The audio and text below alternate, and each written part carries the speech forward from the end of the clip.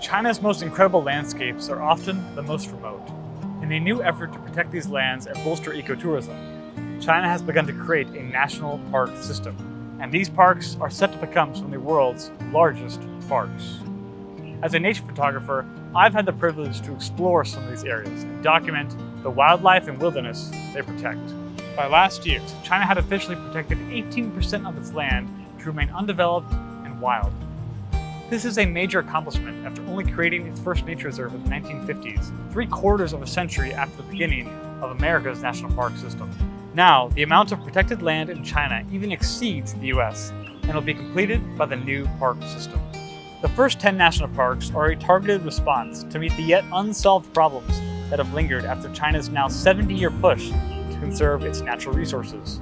Today, most of these problems revolve around how to give access to nature to 1.4 billion people in a way that is sustainable, but also culturally and environmentally appropriate. Now, after almost 10 years of planning, China's national parks spread across the country, from tropical Hainan Island in the south to the northeast Tiger and Leopard National Park along China's border with Russia in the north. Across China's vast landscape, they present a new model for interaction between its people and wilderness. In Sanjiangyan National Park, which I explore and photograph almost every summer, nearly every local Tibetan family within the park has one family member who works as a ranger for the park. In the Giant Panther National Park, different eco-education camps host children from different cities, giving China's next generation invaluable exposure to nature. While large parts of these national parks will be closed off to tourists and strictly reserved for protection, other areas will be opened for ecotourism activities like hiking, bird watching, and helping collect data on wildlife. The national parks also shelter and protect some of China's most iconic species and beautiful landscapes, from migrating Tibetan antelope to the spectacular peaks of Wuishan in the east. One of my personal favorite moments inside the parks was camping, cooking over a fire, and watching the sunrise with rangers in Shenlongjia.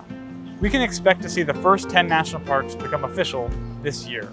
The new national park system will aggressively change the way protected areas in China are accessed by its people. But the question of access still remains. In Sanjiangyan, there are only 2,000 visitors allowed this year out of all of China. Still, when protecting some of the world's most vulnerable and precious places, moving forward with deliberate caution is key. The parks reflect China's growing commitment towards protecting its resources. And when the world opens up to travel again, these national parks will allow the world to experience China in an entirely different way. I'm Kyle Obermann, nature contributor for the China Current. Follow us for more stories on China's wilder side.